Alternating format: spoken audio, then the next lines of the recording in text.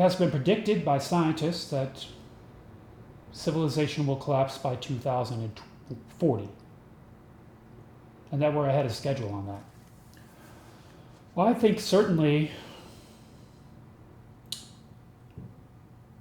if we don't change our behavior, it probably will.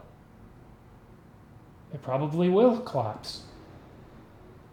And I also note in this country, there are many people who would welcome a collapse of civilization. They would welcome it as divine judgment brought against people who aren't believing in the same way as them and aren't doing the same thing as them. I'm speaking of practitioners of discovery religions. I'm speaking of evangelical Christians and others. Some of them would welcome a collapse of civilization. Some of them imagine that they're going to be, spirited away, that they're going to be raptured before the final horrible necessary war occurs. They believe that the evil entity will have a son. The son of the evil entity will rise to power. The son of the evil entity will be an antichrist, right?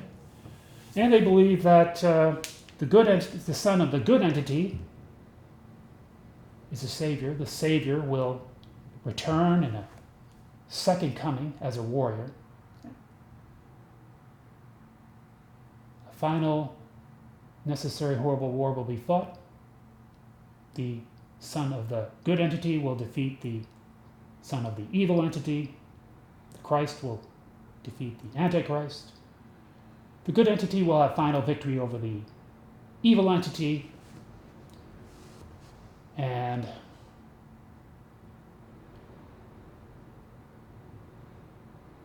good entity will judge all people. And those people who observed and obeyed the will of the good entity, those people who disregarded and disobeyed the will of the evil entity will be elevated to a place of divine eternal bliss, while those people who disregarded and disobeyed the will of the good entity and those people who observed and obeyed the will of the evil entity will be cast down to a place of abominable infernal torment. This is what they believe. And so they see themselves as being elevated to a place of divine eternal bliss. They see this life that we have right now as not important. The important thing to them is the afterlife. Where are you going to end up in the afterlife? And they want to end up in a place of divine eternal bliss. They believe that's coming, but first there needs to be a fulfillment of prophecy, and the prophecy is these are the end times, Armageddon is imminent, Judgment Day is nigh, all of that. So they want civilization to collapse. It's important to understand that. They want that.